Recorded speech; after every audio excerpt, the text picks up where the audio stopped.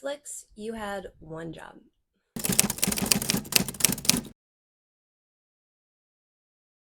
After the disappointment of Bridgerton Season 3 Part 1, I was incredibly hopeful for the second part of the series because it promised to follow more closely to the original material from Romancing Mr. Bridgerton. And it seemed way more dramatic and fast-paced. But then as I started watching it, I realized that even though this story was way more book accurate, it diverged so drastically from the first 4 episodes, and it just felt like a completely different season overall. And while some characters like Francesca and Lord Kilmartin had a more natural story, everyone else kind of just felt a little more disjointed. And I kind of felt like the showrunners rewrote everything that really worked in the first half of the season. But before we get into the more analytical part of this video, let's go back and summarize what happened in the final 4 episodes of Season 3. Following a roller coaster ride of emotions and a very scandalous carriage ride, Penelope and Colin are finally engaged. The only person who is not overjoyed at this brand new union is, of course, Eloise, who confronts Penelope after the announcement and confirms that Penelope still has not told Colin. She issues an ultimatum to her ex-best friend and lets her know that if Penelope does not come forward, that she will do so for her. And Eloise is not the only one who wants to expose a true Lady Whistledown, but the Queen has also issued a challenge to the members of the Ton, telling them that if they do end up finding who Lady Whistledown is, she will give them a grand prize of £5,000. If you count the inflation rate and if you convert from pounds to dollars, this is around $500,000 that the Queen is offering to unmask Lady Whistledown. Like my tea, the drama is really heating up. Meanwhile, Francesca and Lord Kilmartin are trying really hard to get their engagement approved by the Queen, and Violet Bridgerton herself eventually see how this gentle, loving, very genuine, quiet couple is actually perfect for each other, and they do end up getting married by the end of the season. Due to her unfortunate circumstances, Cressida comes into her full Disney villain era and decides that she will announce that she is Lady Whistledown in order to collect the money since her father cut her out of her dowry and she has no other choice but to marry a man who's old enough to be her grandfather. So in a desperate attempt to free herself of this burden, Cressida announces at one of the Bridgertons' many parties that she is in fact Lady Whistledown herself. However, the Queen is not quite convinced, and she tells Cressida that she needs to prove that she is Lady Whistledown by writing an article. Now, of course, Cressida is not the most, I guess you can say, clever writers out there, and even though she attempts to write an article, her mother decides to help her out. Now, as you can imagine, Penelope is not exactly overjoyed at the prospect of someone taking credit for her hard work as Lady Whistledown, especially not Cressida, who essentially treated Penelope like garbage for years, especially in the realm of the marriage mart. And she scrambles to prove that Cressida is actually a fraud. And of course, this leads Colin to realize that Penelope is Lady Whistledown. Colin. And he is not happy, especially since they already consummated their relationship, and as a man of honor, he knows that he cannot back out of that now, so unfortunately he is fated to marry the one woman he has sworn to hate for all of eternity. Colin insists that Penelope gives up Lady Whistledown, but Penelope is steadfast because she is in her girl boss era, and she doesn't want to quit writing her column because she feels like it gives her power and a voice in a world in which women don't really have that. And soon she publishes the article that makes Cressida out to be a fraud. And unfortunately for Penelope, Cressida eventually finds out her true secret and blackmails Penelope and Colin for money so she can run away and live a nice life abroad. But instead of paying Cressida at her sister's ball, Penelope decides to reveal her secret to not only the entire court, but also to the Queen herself. And people are surprisingly okay with it. Colin realizes that he was really jealous of Lady Whistledown this entire time and decides to get over his initial hatred of Lady Whistledown. Kate and Anthony are also expecting. They decide to travel all the way down to India to be with Edwina since Kate misses India so much in order to have their baby. And they all live happily ever after. Despite the fact that these two have ended this season on a very happy note, we can't say that for everyone. Benedict breaks up his relationship with Lady Arnold. Francesca realizes that maybe she's not as in love with her husband John Sterling as she thought, especially after she meets his cousin Michaela. And Eloise, who feels very flightless in her life, decides to join Francesca, Michaela, and John on their journey back to Scotland, where she is going to go try to find a purpose and discover herself. And the season ends with the Bridgerton family parting ways. Now, before I air my many grievances against the show, I do want to talk about the things that I actually really enjoyed, because believe it or not, there were a lot of things that I liked about this last part of season 3. Up until the point that Michaela was introduced, Francesca and Lord Kilmartin have been my favorite couple this entire season, and that still remains true. I love them so much. I love their adorable little, quiet sitting sessions together where they're just basking in each other's presence. We never really got to see that in any of the other seasons, because every single season, as Violet Bridgerton also points out, was very full of drama and tension, and it was just basically a whirlwind of emotions. And these two are already so steadfast and sure of themselves that it was really a breath of fresh air to actually see a mature relationship evolve and grow on the screen. Also, these two are so cute together. I love their chemistry. Francesca really grew throughout the season and found a way to find her voice and stand up for herself and her future husband, and prove that you don't need drama in your relationship to have a good and healthy relationship. And I know in my last video, I mentioned how the Featherington sisters really bugged me. Like their whole, oh, we don't know what sex is, we don't know how babies are made thing was kind of cringy, and it kind of felt very derivative of season 1. But I really liked how they evolved into an actual family, that by the end of the season, Penelope was giving them money so they could have the ball they always wanted. And I like the fact that the girls realized that they needed to treat Penelope with love and respect. I thought that was a really good breath of fresh air for the Featherington family. We'll see how much more the Featheringtons we're going to get, since Penelope is no longer going to be as much of a vital role. Speaking of families, one of the many highlights for me were also the Bridgerton family spending time together. I especially love the Bridgerton game night. I thought that was hilarious.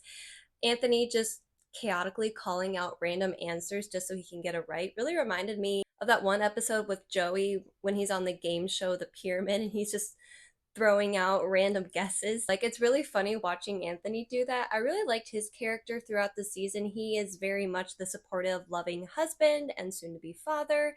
And I really liked how he supported Kate and wanted to go to India and experience her culture in her world and be supportive in that way. And also Eloise, she will always be my favorite character right next to Benedict. And I liked how at the very end of the season, she realized that a lot of the issues that she had with Lady Whistledown was really her just kind of projecting her own insecurities onto this figure, and that she feels kind of aimless in her life. She's not interested in marriage or children at the moment, and she just kind of wants to discover who she truly is.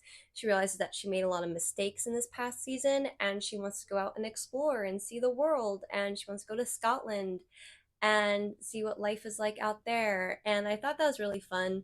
I like the fact that Eloise is growing and trying to change and be a better person. Just hopefully she learns how to be a better friend. And also, one of my favorite things of the season was the reveal for the Masquerade Ball. I am so excited because this means that we are finally getting Benedict and Sophie's story. I cannot wait for 2026. I am so excited to see what the showrunners have in store for us. I do love the mention of that. I do like the hope and the idea that we're finally going to get Benedict's love story. I just hope that they do it a little bit better than what they did this season. Please don't ruin this. This is my favorite book. I love Sophie. She is my favorite character. I'm so excited to see her in the show, and I hope that they do her character and Benedict's character justice. Before I get into my critiques of the show, I do want to preface this by saying that I do like Bridgerton as a show overall. I love all of the actors. I think they did as good of a job as they possibly could, considering what they were given. And unfortunately, a lot of the issues I think personally chalk up to the change of leadership. Yeah, I did not know this, but someone in the comments my last video mentioned this. Thank you for telling me, because it explains so much as to why this season feels so starkly different from the last 2 seasons, and why we saw such a drastic shift from the books. But it's very clear that this new showrunner, her last name's Bronnell. I don't know her first name. I'll look it up later. But it's very clear that she has a very different vision for the show, which is either going to be really good or really bad, but I'll get into that later. Also, I do want to mention that I believe in inclusivity and diversity. I believe that representation across all forms of media is very important. I don't think that Bridgerton is doing a very good job of that, and we'll get into those reasons why. First and foremost, the pacing. I felt like there was such a drastic shift from part one to part two. I felt like I was watching two completely different shows. It went from 0 to 100 in 60 seconds, and it was just like overwhelming. I just felt like I was getting so much in so little time, and it felt so rushed. And I was just sitting there thinking, I'm like, why couldn't you have stretched this plot line throughout all 8 episodes? The first half makes absolutely no sense. Like, it basically just felt like they were killing time until they could get to the actually interesting parts of the series. And I felt like they wasted our time a little bit. Like, they could have stretched out the whole Lady Whistledown mystery way more. They could have really gone into her identity, like whether or not Lady Whistledown is really a feminist icon, or is she an exploitative, power hungry, vindictive figure who takes out her frustrations on the ton because they've ignored her whole life, you know? And it just kind of felt like the show is going through an identity crisis. Like, it doesn't even know what it is anymore. And I really felt that when it shifted from part one to part two, like completely different season. There were a lot of really interesting elements in this story that I think really got ruined because of part one. The pacing, the complete shift from being a cozy romance to like a mystery drama. A big reason why part two didn't work out, because all the things they set up in part one immediately fell away. And if you're not entirely convinced that they didn't set themselves up for failure from part one, then answer this question. What happened to Lord Debling? Where did he go? He just fell off the face of the earth. Who edited these last 4 episodes? Who? Whoever did, I'm convinced, hates Bridgerton. Editing gave me so much whiplash. Like the scenes where Benedict was having his threesome sexual awakening, and then they would cut to a very serious scene, be like a day later. And then it would be like, oh, Benedict's having sex again.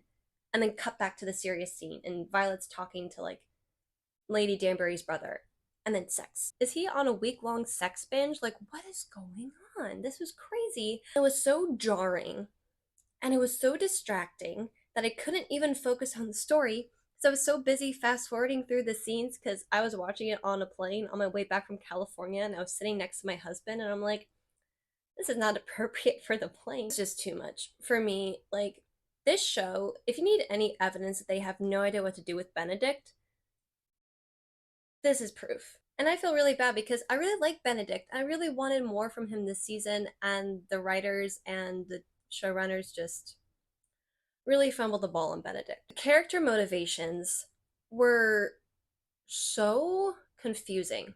Let me explain. So, in the beginning of the season, Eloise was mad at Penelope. Colin hates Lady Whistledown. And then, like, with a passion, with a vengeance. And then by the end of the season, all of a sudden they just completely forgot about that. Colin doesn't like Lady Whistledown because she ruined his relationship with Lady Marina, and she almost ruined Eloise, and she wrote a very scathing article about him. And he has very clear reasons, very justified reasons, same as Eloise, in my opinion, not to want to like Lady Whistledown slash Penelope. And by the end of the season, because she's the main protagonist, they have to like her again. Like, there really was no other motivation that I could find where Penelope deserved forgiveness or retribution outside of her apology tour, which we'll get to in a minute. It just felt like the writers and the editors were just trying to get to the end goal, right? The end goal is that Colin loves Penelope and Eloise is friends with Penelope again. And they were trying to get to this goal, but they went about it. It was so rushed. It was so quick. It was so forced because they had to squeeze all that into 4 episodes instead of stretching it into 8. I feel like with 8, it would have been really nice to really delve into like, okay, who is Lady Whistledown?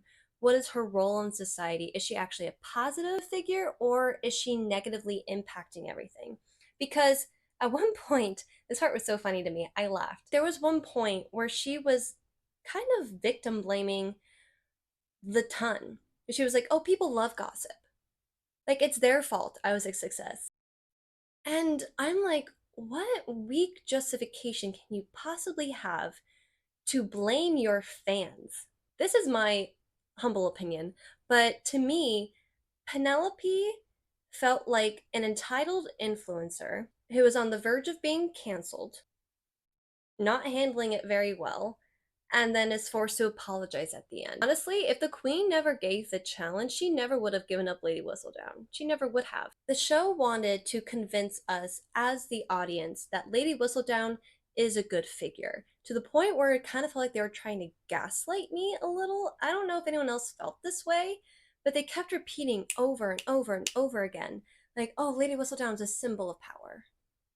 She's a symbol of power. She's so powerful. Like, this gives me power, this gives me voice. They couldn't come to this conclusion naturally. They couldn't force Penelope to grow, change, and learn because, again, she's a protagonist, and the protagonist is always right. Is Lady Whistledown a feminist icon who helps society, better society? Or does she circulate gossip, capitalize on people's humiliation, trolls people that she does not like Cressida, and her sisters, and even makes fun of the queen? Not unlike internet trolls in that way, where they hide behind faceless avatars. They can say the most ruthless, disgusting things on the internet for attention, and they don't reap the consequences of their actions. Penelope never really got to feel the consequences of her actions. Like, yes, Colin was mad at her and Eloise hated her for a while, but she never really got to feel the full force of that. And the thing is, it's because the show only showed like everyone positively enjoying Lady Whistledown. Like, it would have been very interesting to see people reading her articles and then punishing people for it. And Penelope seeing that, seeing how people are reading her words, being influenced by her words, because she's an influencer, remember, and negatively treating other people with like disdain or disrespect and just kind of ostracizing people because of her. I feel like that would have been a really interesting way for her to realize, like, oh, I'm actually really hurting people. It's like stoking the flames. She's not putting it out. She's not encouraging people to be kind to each other. She's not encouraging people to see society differently. She's basically encouraging them to continue in this very harmful behavior. And I feel like she needed, as a character, to be motivated to use her voice to actually empower other people. And they only did this once. Like, she talked to the modiste. The modiste was like, well, you're the CEO of your life. You are your best girl boss self. You shouldn't give up your dreams for a man. And I can agree with that to a certain extent. Like, no, you shouldn't give up writing, but like, you definitely need to realize how your actions hurt people and you have to feel the consequences of that. Like, what's the message behind her storyline? You can pass gossip along, share people's dirty secrets, capitalize off of their humiliation, and then at the end of the day, everyone that hated you apologizes to you, and your greatest enemy gets shipped off to live with her frigid Aunt Jo. And also, speaking of weird character motivations, Colin hates Lady Whistledown. He's upset at Penelope that she's Lady Whistledown and kept the secret from him. And then all of a sudden, he's like, oh, actually, the real reason I was upset at her was because I was jealous.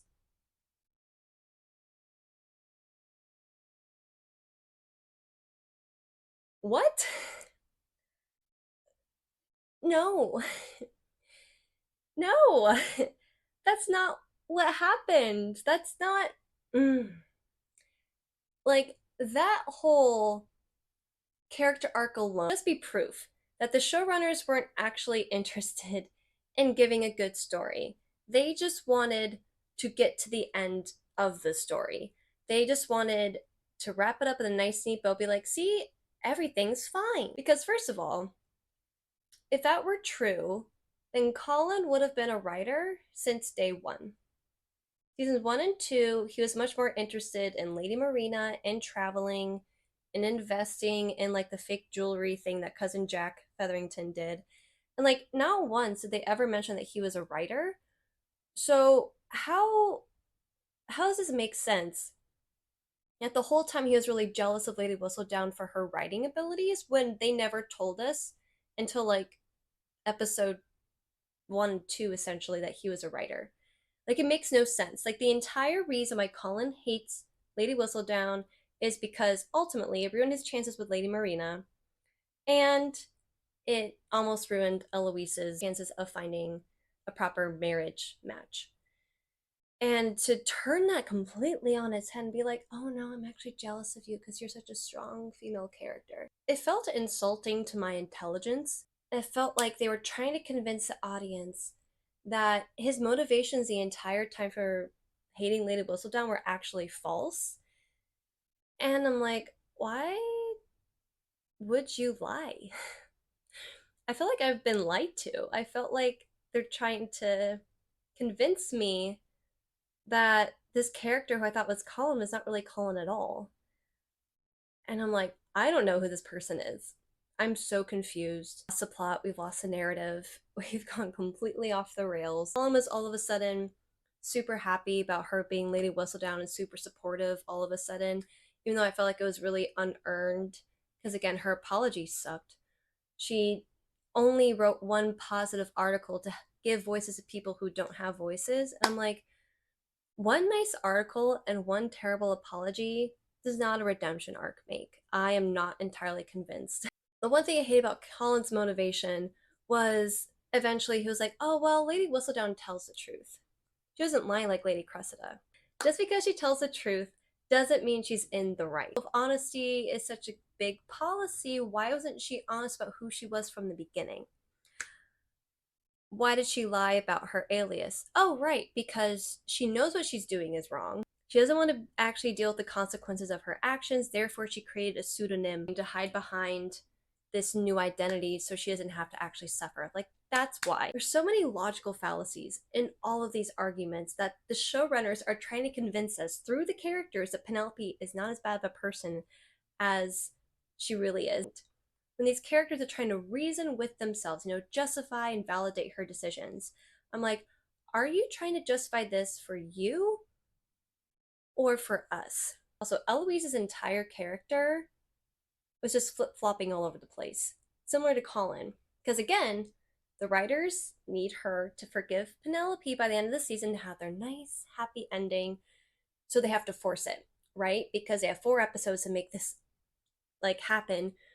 And instead of doing it in a natural, genuine, sincere way, they just, again, 0 to 160 seconds. Like all of a sudden, Eloise hates Penelope, and then all of a sudden she's like, you're much better than Cressida. This is why Eloise's character arc bothered me. First and foremost, Eloise has a reputation of being one of the most scathingly honest, integrous, intelligent characters of the whole show. Her main virtue is honesty. She values it probably more than anything in the world, to the point where she is willing to give up a lifelong friendship with Penelope because Penelope not only lied to her, but also shared her secret that Eloise told her in confidence. So she betrayed her trust, she lied to her, and she continues to lie to Colin. As she is about to go tell Colin, she realizes this is going to hurt him, and I don't want to tell him, and we should keep this secret. And then he finds out, and then he's mad at her, and I'm like, why would you change? Why would you change? It doesn't make any sense with her character why she would all of a sudden just U-turn, be like, oh, actually, I care about people's feelings more than I care about being honest and truthful with them. Oh yeah, and then Eloise, she gets more mad at Lady Cressida for impersonating Lady Whistledown. I'm like, how? How is that worse? Eloise became such a fickle person, and it would have made all the difference in the world if she just went up to Cressida and she would have been like, what's going on? Why are you doing this? I know you're not Lady Whistledown. What's going on? And would have seen it from her side, would have been able to talk her through it, and try to help her find a solution. It kind of felt like the show was trying to convince us that, oh, Lady Cressida is so much worse than Penelope. Therefore, Penelope's better. What? It's not like a pick your poison kind of thing. Your motivation to rekindle a friendship should never be because your other friend is worse. In my mind, Lady Whistledown has done so much more harm than Lady Cressida has. She exposed Lady Marina, not because Lady Marina and her mother were doing something bad, it was because Colin was about to propose to her. This season, the reason why she wrote the scathing article about Colin was not only because she didn't like his new personality, but because he was flirting with every single girl except her. Kind of gives me like nice girl vibes. Like Penelope tries to justify her actions so many times and tries to make it seem like it's not as bad. You know, she's trying to downplay a lot of her issues. It's very clear she's in the wrong and she's trying to explain away her true intentions. And Colin was like, well, if you knew about Lady Marina, why didn't you just come and talk to me about it? You know, like an actual, genuine, good question. Like, that is a good question, Colin. Why couldn't she, if she was such a good friend, such a good person, just come and tell you?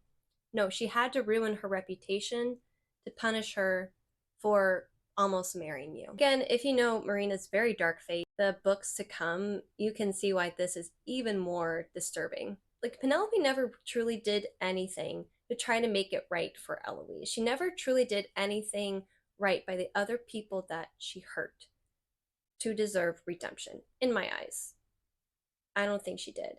That whole apology at the ball was so lame.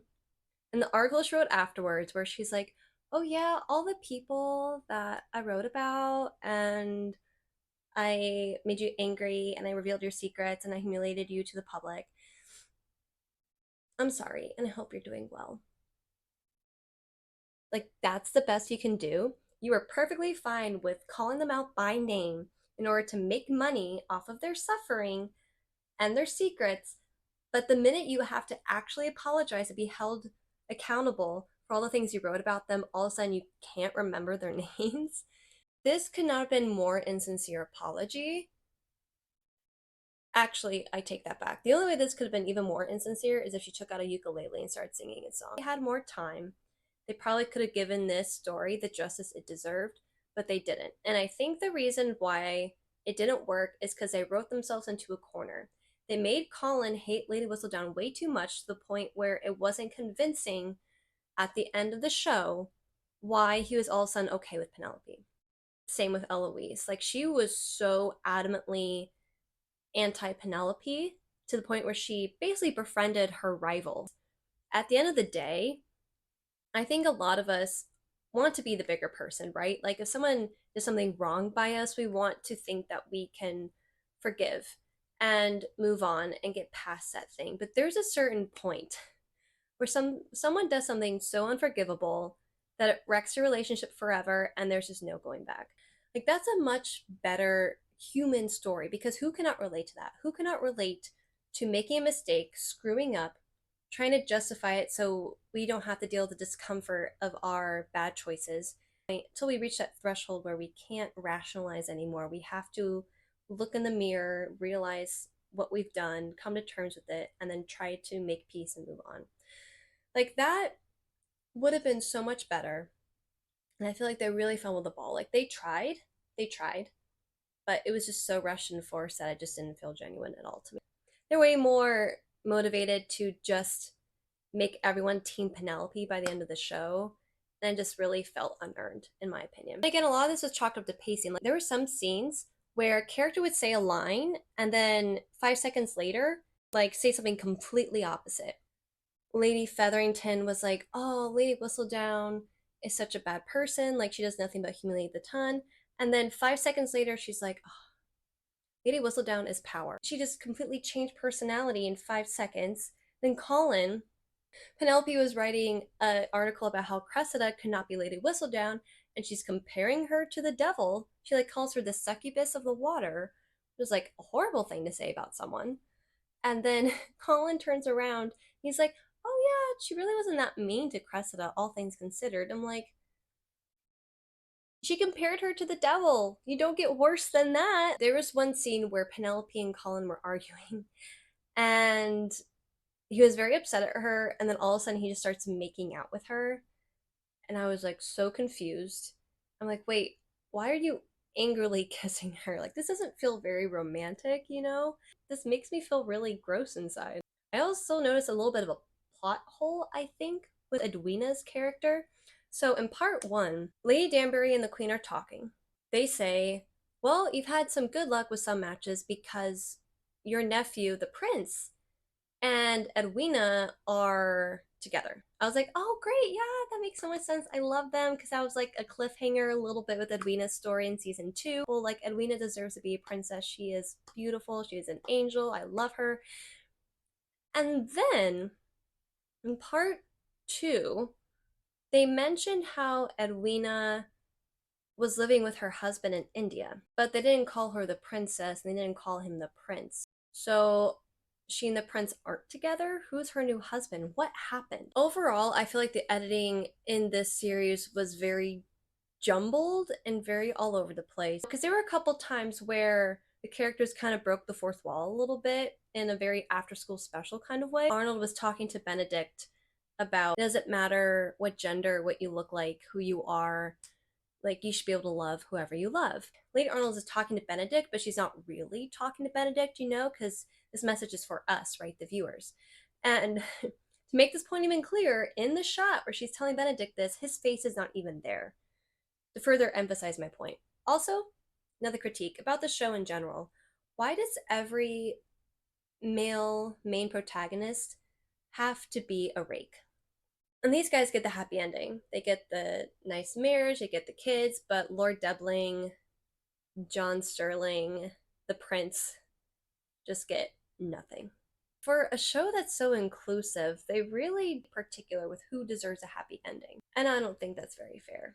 Also, I hated how like John and Francesca were fighting so hard for their relationship, only for Francesca to realize that she didn't like John as much as she thought when she kisses him at their wedding.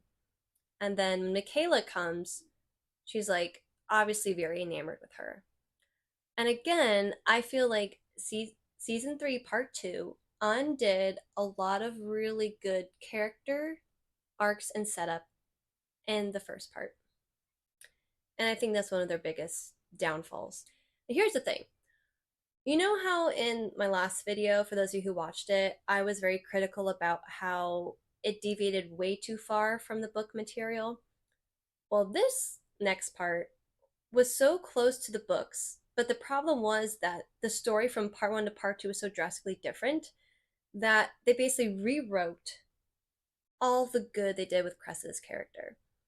And they turned her from the sympathetic woman who's stuck in a really terrible situation, who grew up in a society that taught her that women are competition, not your friends. The only thing a woman is good for is who she marries.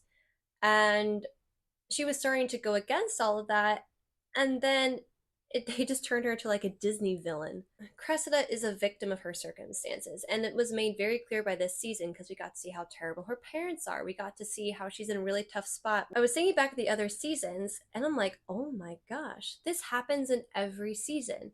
There's always a scapegoat or like a sacrificial lamb that must suffer or take the blame, take like all the negative energy so our main character can be happy. This show did so much to rationalize and justify Penelope's actions and try to convince us that she's actually a good person when she didn't really do anything to rectify all the harm that she's done in her society. And if she's such a good person, like the show tries to convince us that she is, why wasn't she financially supporting her family before? But she let her family almost fall into ruin, not once, but twice. Like, Penelope tries to justify her actions so many times and tries to make it seem like it's not as bad. You know, she's trying to downplay a lot of her issues. But that same grace and forgiveness can't be extended to Lady Cressida. Like, why not? See, they could have still made Cressida a sympathetic character at the end. She still could have had a redemption arc. There was still room for it. Because, you know that scene where she's like blackmailing Colin, asking for double what the queen is offering? She could have gone up to him and been like, look, I'm in a tough spot. This is my only ticket to freedom. How about we cut a deal? I keep your wife's secret. Just give me enough money to get out of town. There's so many ways that they could have spun this in a different direction. You know, they decided to punish Cressida, and she wasn't even the one who wrote the horrible article. Like, that was her mom, and yet she's getting punished. It was like Cressida got the blunt force of the, you know, the hatred and the anger from the mob. And then by the time they get to Penelope, they're like, oh, you know, we're kind of over it. It's yesterday's news. Let's just move on and pretend like it never happened. So if you need any further proof that this show really hates Cressida, just look no further than her dress options this season. Who designed these dresses? Dr. Seuss? Another thing about this season that I found that the writers kind of forgot was the fact that Benedict was an artist. I'm very confused. Why wasn't he painting or doing anything artistic this season? I was really disappointed in that. I felt like that would have been a way better arc, is that he was still upset that Anthony bought his way into the academy, but he still had that spark and he still wanted to like find his muse, because that would have been a really good setup for season 4, where he meets like the Silver Lady or the mysterious woman at the masquerade, and she could be like his new muse. Like, that would have been so cool. I feel like that would have been a much better character arc and setup for season 4. But nope, he has to have a threesome because that's way more important to this story. Never mind that he's about to meet the love of his life. Another critique I have, also in line with Penelope's story, is the fact that for 3 seasons, the show built up this Lady Whistledown plotline, right? Oh, if Lady Whistledown was ever exposed, she would be ruined. It's because if people actually knew that she was writing this stuff, then she would deal with the consequences. And we were told this over and over and over again. And then when Penelope reveals herself, everyone's suddenly okay with it. There's no way. There's no way everyone would just collectively be okay with this. Like, there was literally an everyone stood and clapped moment at the very end when the butterflies came down. Why would you tell us for years Lady Whistledown is going to reap so many consequences when they come out and reveal her identity, only for it to not happen? It kind of makes me feel like this show, there are no real stakes. There is no real conflict. Like, if everything can just be wrapped up in a nice, neat little bow, and what's the point of there being any suspense at all? Like, there is no real conflict, so what's the point of the story? On the topic of Michaela, it was just very unfortunate how they ended this relationship, right? Because Francesca and John Sterling had a very unique relationship compared to the other Bridgerton siblings, right? Like, it wasn't rife with fake dating. It wasn't like, I'm gonna help you find a husband. It wasn't like, I'm secretly in love with your sister, you know? Like, it didn't have any of those like really dramatic romance tropey elements to it. It was a very genuine, natural progression. And then they took that and then they just tossed it in the trash when Francesca didn't look like she was very happy when she kissed John Sterling, and she looked very happy to see Michaela, or she was just very like, oh, like the way she looked at her, you can tell like she was very enamored and drawn to her. So it felt like a huge disservice to Francesca and John fans. And it's like, readers of the book, we know what's coming. Why couldn't you save the reveal for next season? Underlying theme or message of the Bridgerton series, besides the, well, if you're a protagonist, you're always right, is that love must be dramatic, it must be difficult, it must be lots of fights, lots of passion, lots of lust. When in reality, it's just like, do these people even know each other? Like, outside of like the bedroom. With like Francesca and John, they just seem so happy to be in each other's presence and just so fulfilled, really completed by each other. They have very similar interests. They encourage each other to be more brave, to go out and like to fight for themselves and stand up for themselves. Like the Mud story was so cheesy, but it was so cute. And then be like, just kidding. Psych. Okay, I'm just gonna go cry in a corner now. Thanks! The show wrote themselves into a very bad corner here. Bridgerton is one of the more expensive Netflix shows to produce. It is about $7 million an episode. What I'm worried about, since there's no guarantee there's going to be any more seasons, despite the fact that Shonda Rhimes wants to cover all 8 Bridgerton siblings, I'm worried about what's going to happen after season 4, especially with all of the criticisms and the disappointment the fans have regarding this season. Netflix has a reputation of canceling decent shows, really phoning it in the third and fourth seasons once they know that it's a quick cash grab. But what I'm worried about is that enough people will get mad enough at the show that they don't want to watch it anymore, and the viewership's going to tank, and they're not going to be able to make that return, and then they're just going to quit.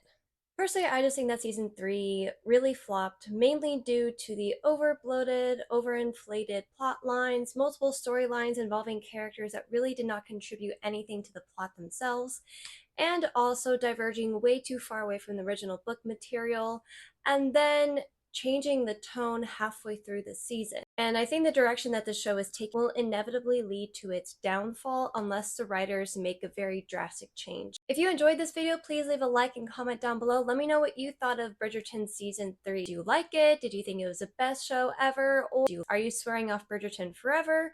Or are you going to give them another chance in 2026? Please let me know. And don't forget to hit that subscribe button if you want to see more Bridgerton content. I'm Madi Miss. This is Ignore the Why, and have a great rest of your day.